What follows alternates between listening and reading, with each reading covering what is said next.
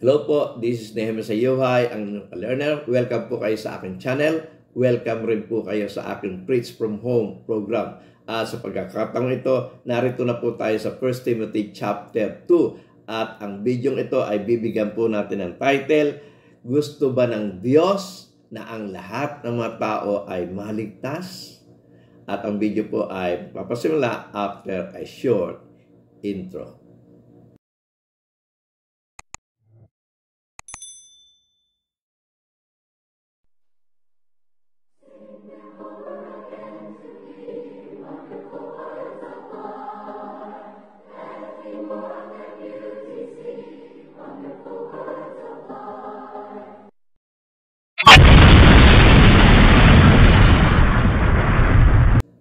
Magandang gabi mga kapatid, muli tayo mag-aral ng banal na salita.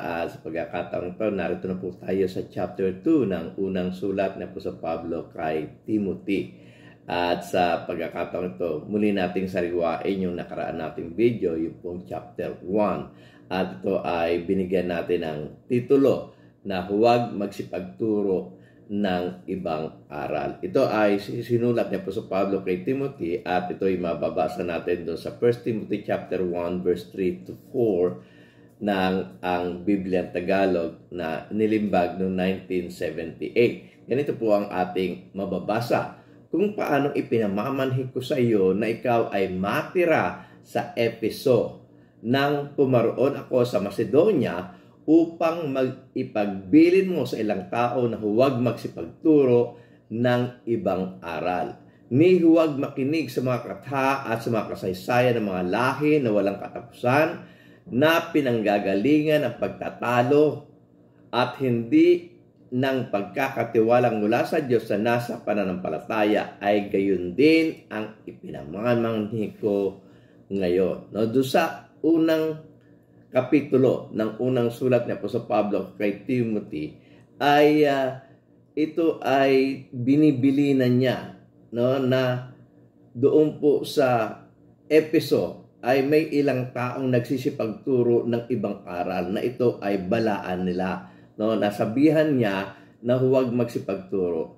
Ang nangyayari po kasi sa Efeso ay malaunang sinabi ni Apostol Pablo na talagang mangyayari na mababasa natin sa aklat ng mga gawa, no, na pinatawag niya ang mga matatanda sa Efeso. Sinabi niya, ito talaga yung mangyayari sa inyo na kayo ipapasukin ng lobo, no, ng mga wolves at kayo ay maiimpluwensyahan ang ilan sa inyo, sa ilan sa mga matatanda sa Efeso at sila ay makapagdadala ng mga alagad sa ulihan nila. So makikita natin, una nang pinasabi ito ni Apostol Pablo at ito nga ay nangyayari na nang sinusulatan niya si Timothy. Nangyayari na ito sa Efeso na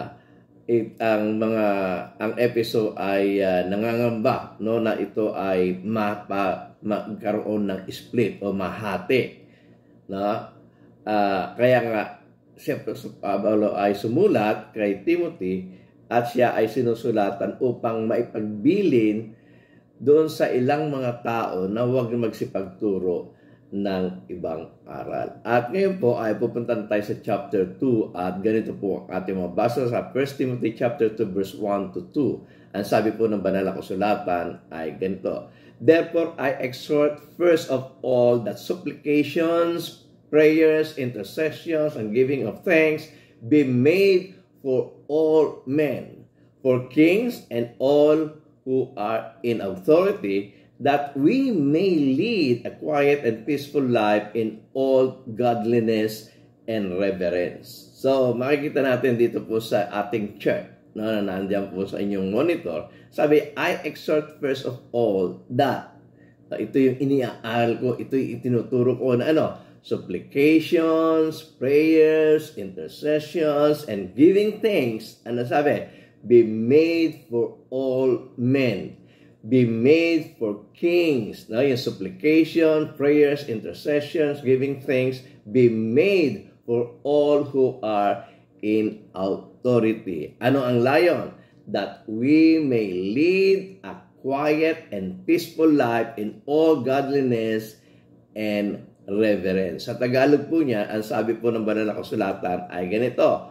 1 Timothy chapter 2 verse 1 to 2, ang sabi po ng banal na kasulatan ay ganito. Unang-una nga sa lahat ng mga bagay ay iniaaral ko na manaing, manalangin, mamagitan, magpasalamat na patungkol sa lahat ng mga tao.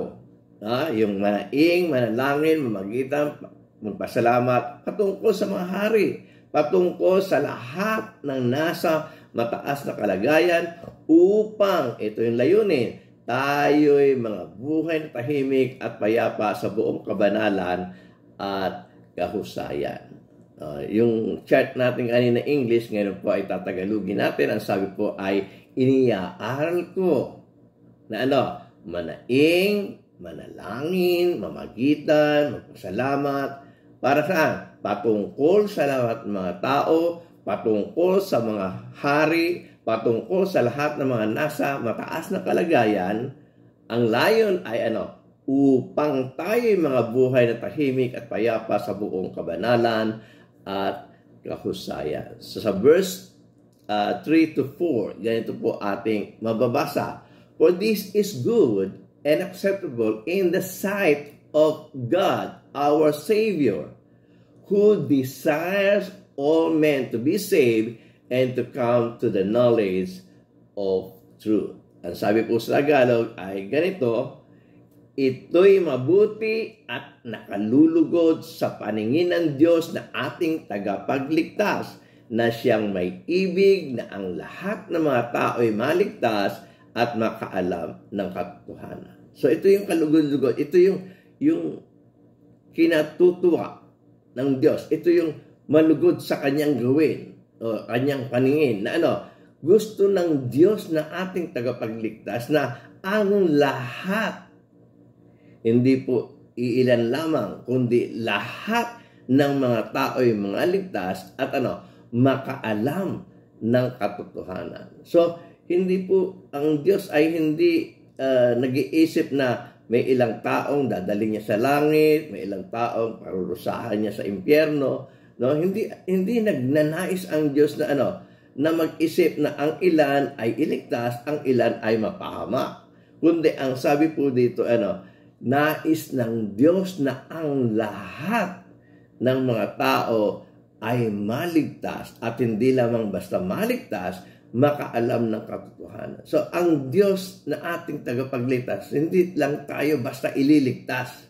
Gusto niya, sa paraang malalaman mo ang katotohanan, ikaw ay kanyang ililigtas. Gusto ng Diyos na hindi tayo maging blind follower. Gusto ng Diyos na tayo ay ay maliligtas dahil alam natin, susundin natin siya dahil alam natin ang katotohanan. Okay, bakit gusto ng Diyos na na ang lahat ng tao ay maligtas at makaalam ng katotohanan? Bakit gusto ng Diyos na dumaan sa prosesong malaman niya ang katotohanan sa pagliligtas na gagawin ng Diyos sa Kanya? Sapagkat yung katotohanan po, yun yung magpapalaya sa tao. Ang sabi po dun sa John chapter 8 verse 31 to 32, NIV po ang aking babasahin. Ang sabi po ng banal na kasulatan ay ganito. So Jesus said to the Jews who had believed in Him, if you abide in my word, you are truly my disciples, and you will know the truth, and the truth will set you free. So sabi ng banal na kasulatan, kung kayo'y mananatili sa aking salita, kayo'y magiging tunay na alagad ko. Napag-aralan natin yung kahulugan ng salitang alagad, yung disciples, na ito ay galing sa Greek word na matetes, na ang ibig sabihin ay learner. Na kung tayo'y mananatili sa salita ng ating Panginoong Hesukristo, tayo ay magiging learner niya. Matututo tayo sa ating Panginoong Kristo. At kung tayo matututo sa ating Panginoong Kristo, matututunan natin ang katotohanan at ang katotohanan ang makapagpapalaya sa atin, ang makapagliligtas sa atin. So tama po yung sinasabi ni Apostol Pablo na gusto ng Diyos na ang lahat ng tao ay maligtas at makaalam ng katotohanan, sapagkat ang katotohanan ang siyang makapagliligtas sa atin, no? Ang makapagpapalaya sa atin. Paanong paraan? Dito na nga sinabi, yung pananatili sa salita ng ating Panginoong Kristo. Ang salita ng ating Panginoong Kristo ay salita ng Diyos.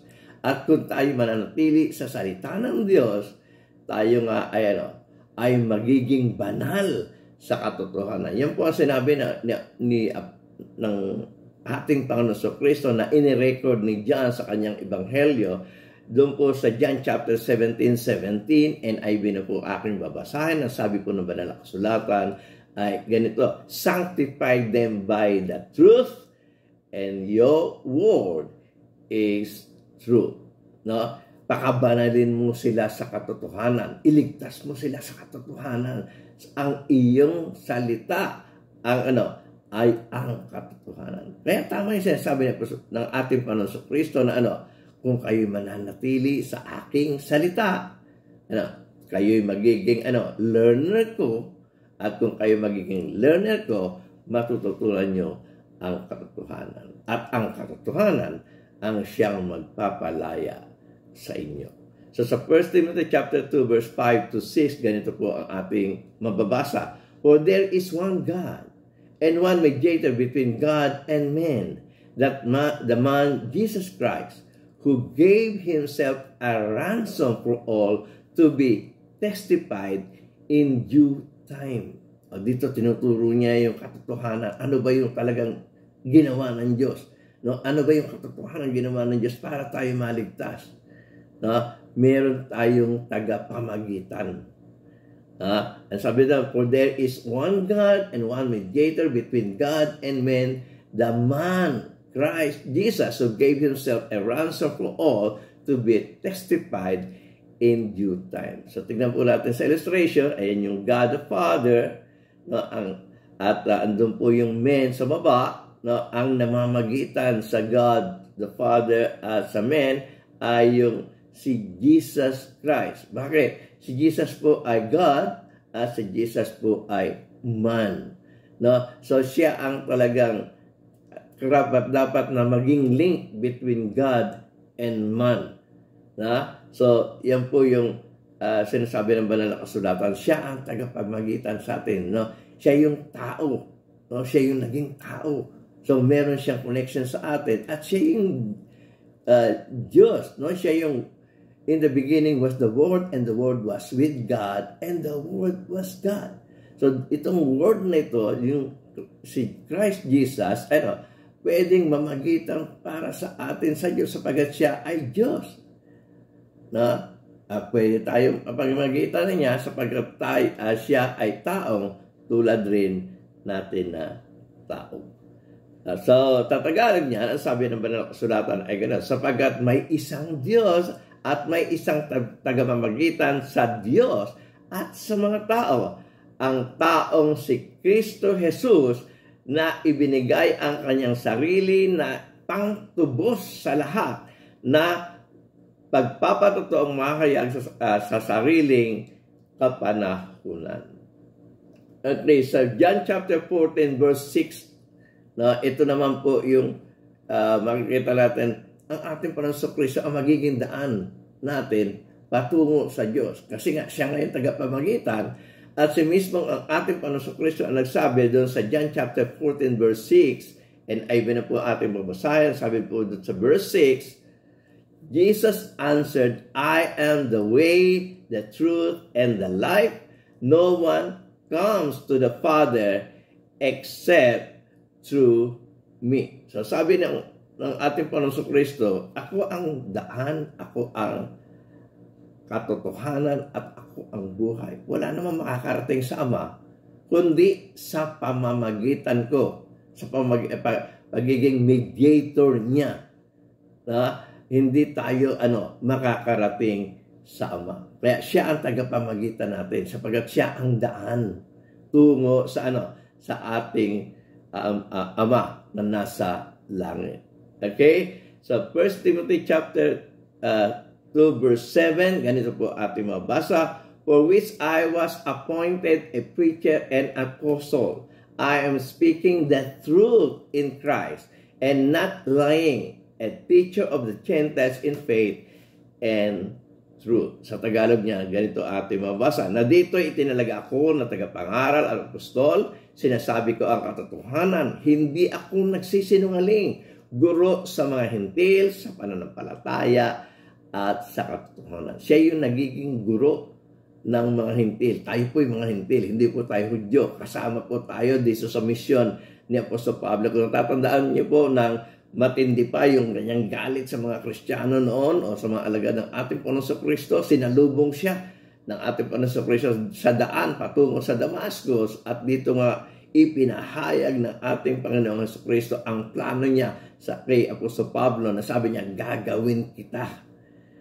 na makapagpapatotoo ka at pangangaralan mo ang mga hintil. Ikaw ang magiging ilaw ng mga hintil. Ibig sabihin, ikaw yung magbibigay ng pananampalataya sa mga hintil, ituturo mo yung katotohanan sa mga hintil, para sila ay maligtas. So, 1 Timothy chapter 2 verse 8, ganito po ating mabasa, I desire, si Apostol Pablo naman po ang may desire, I desire therefore that the men pray everywhere, lifting up holy hands without wrath and doubting. Ang sinasabi dito yung mga kalalakihan, yung mga husband.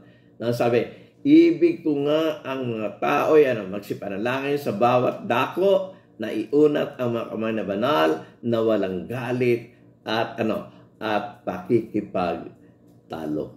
Matapos niya sabihin yung mga husband, yung mga kalalakihan, yung mga wife naman, yung mga kababaihan naman, ang kanyang sinasabihan dito sa verse 9 to 10. Ang sabi po na ba ng kasulatan ay ganito, 1 Timothy chapter 2 verse 9 to 10, and I will na po aking babasahin. Ang sabi po na ba ng kasulatan ay ganito, in like manner, katulad rin na sinasabi niya doon sa mga kalalakihan, in like manner also that the women adorn themselves in modest apparel, with propriety and moderation, not with braided hair or gold or pearl or costly clothing, but which is proper for women professing godliness or godliness with good works. So dito, binibilinan ni Apostol Pablo ang kababaihan na sila ay magbihis ng tamang pagbihis. Sa Tagalog, ang sabi ay ganito, gayon din naman na ang mga babae ay magsigaya ng mahinhing damit, magsipagbihis ng mahinhing damit, yung modest apparel, na may katimtiman at hinahon, hindi ng mahalagang hiyas ng buhok, ginto o perlas o damit na mahalaga o mamahaling damit, kundi siyang nararapat sa mga babae na magpakabanal sa pamagitan ng mabuting gawa. So, makikita natin, meron ring paraan ang Diyos sa pagpapakita ng pagpapakabanal ng tao sa pamagitan ng kanyang bihis. Yung bihis natin dapat tama at nababanaag yung lalo na sa mga kababaihan, yung kabanalan. Sabi ko nga nung mga nakaraang lesson ko ay sa pulpito, ang Diyos hindi tumatingin sa pusod, tumitingin po siya sa puso, sapagkat nauso sa mga kababaihan na magsuot ng mga blouse na labas ang pusod. Ito ay hindi modest apparel. Ang gusto ng Diyos, ang isusuot ng kababaihan ay modest apparel. At ito ay may kinalaman sa pagpapakababa o pagpapakababa ng kababaihan sa kanyang asawa, yung hindi siya nag-a-absorb ng authority. So sa 1 Timothy chapter 2 verse 11, ganito po ating mabasa, let a woman learn in silence with all submission. So makikita natin, ito talaga yung layunin ni Apostol Pablo, na ang mga kababaihan ay matuto na manahimik at na may pagpapakababa, pagsunod doon sa kanyang asawa.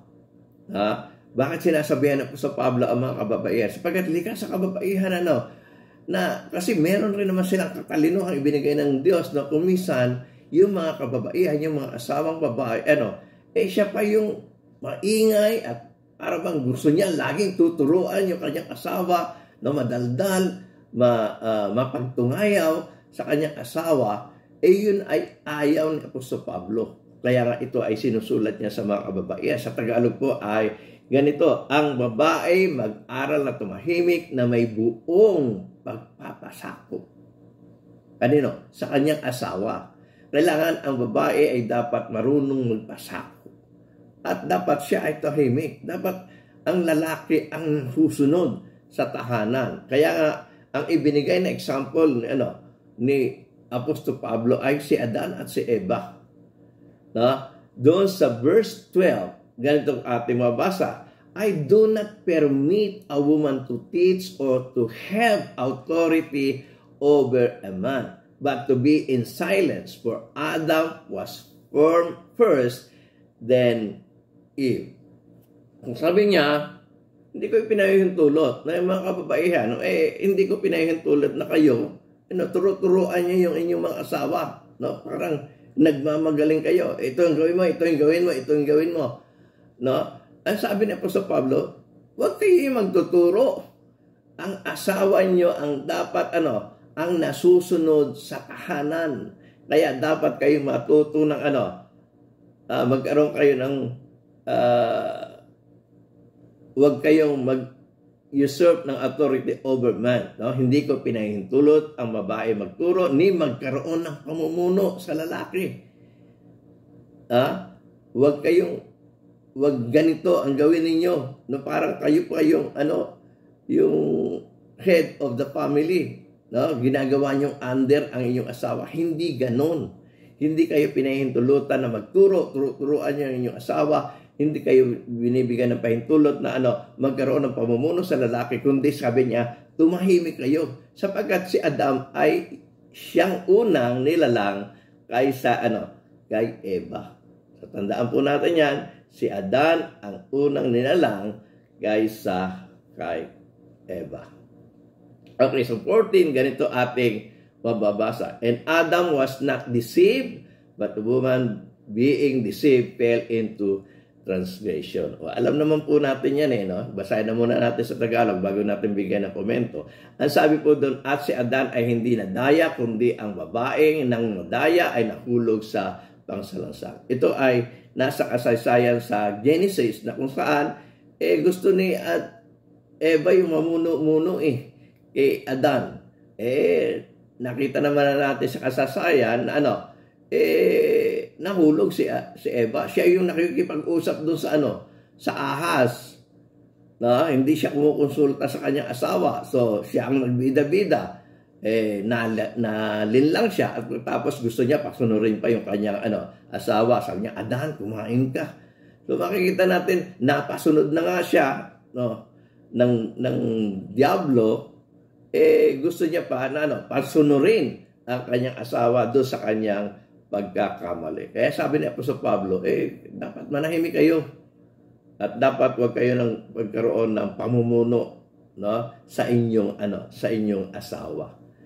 In 1 Timothy chapter 2 verse 15, ganito po ating mabasa. Nevertheless, she will be saved in childbearing if they continue in faith, if they continue in love, if they continue in holiness with self-control.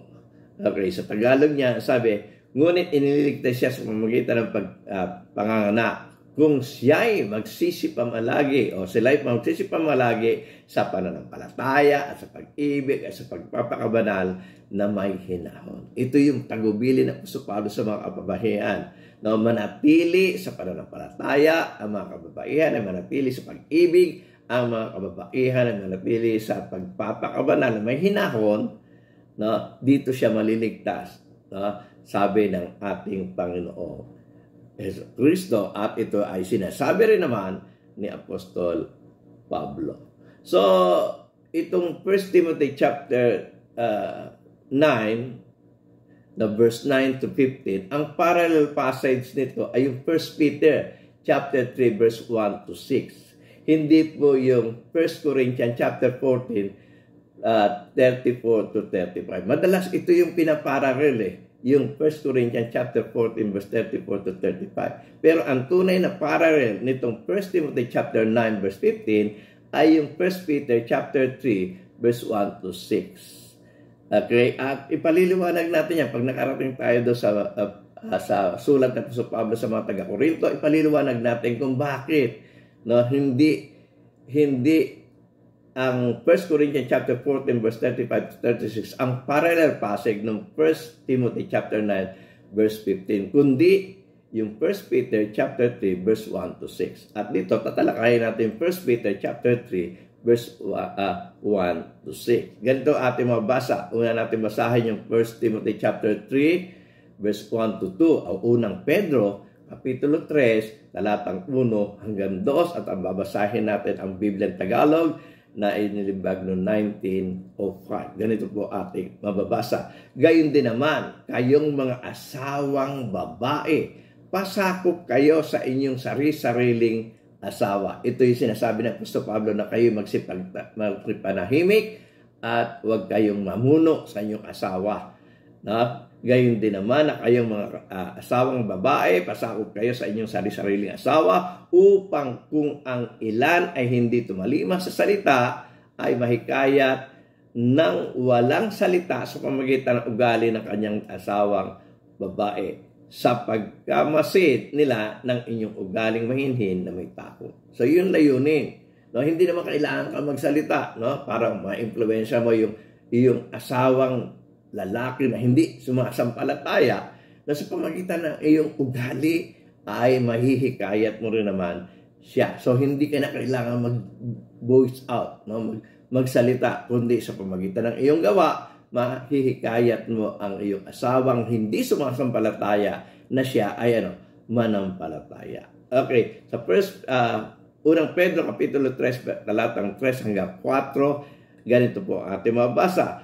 Na huwag sa labas ng kanyang paggayak na gaya ng paghihiyas ng buhok at pagsuot ng mga hiyas na ginto o pagbibihis ng maringal na damit, kundi ang pagkataong natatago sa puso na may damit na walang kasiraan ng espiritong maamo at payapa na may malaking halaga sa paningin ng Diyos. So, ang malaking halaga at ang tinitingnan ng Diyos yung inner man. Yung pangloob na katauhan ng babae, hindi yung panglabas. Okay, kaya hindi kinakailangan yung mararamil mga damit na hindi naman talaga nagpapakita ng kabanalan, kundi yung damit na yung tinatawag na sa English ay modest apparel. Yun ang dapat maisuot ng kababaihan. Okay? So, verse 5 to 6, may langaw, ang daming langaw, kaya binubuga ko. Sorry po, at hindi natin napatay bago tayo nagpasimula ng video. Sa unang Pedro, kapitulo 3, talatang 5 to 6, ay ganito ating mababasa. Sapagkat ng unang panahon, ay ganito naman nagsigayak ang mga babaeng banal na nagsiasa sa Diyos na napasakop sa kanyang asawa, na gaya ni Sarah. Kanina, ang example ay si Eva kay Adan. Ngayon naman kay Sarah kay Abraham.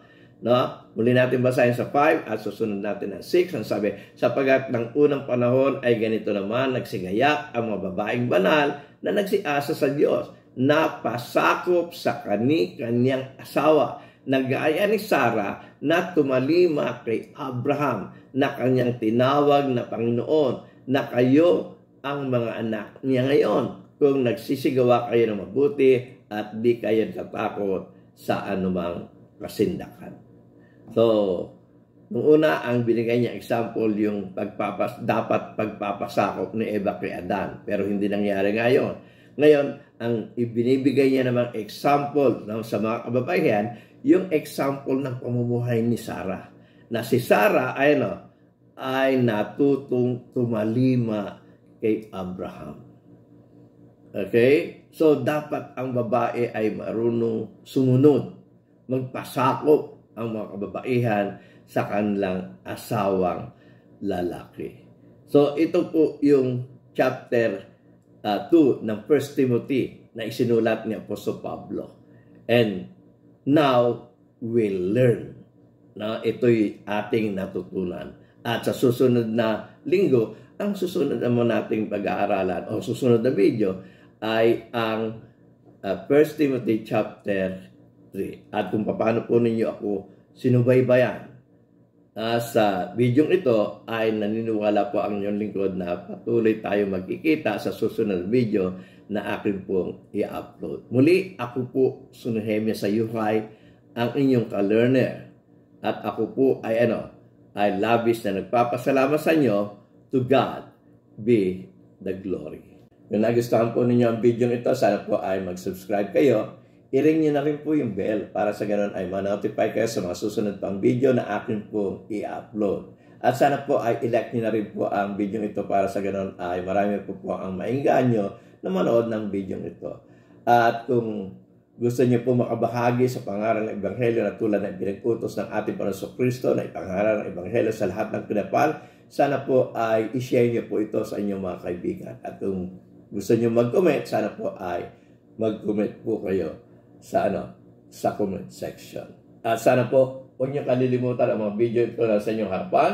At kung gusto niyo mag-subscribe, pindutin niyo lang po itong bilog sa akin pong likuran. Muli ako po Nehemia Sayuhay. Labis po ako nagpapasalamat sa inyo.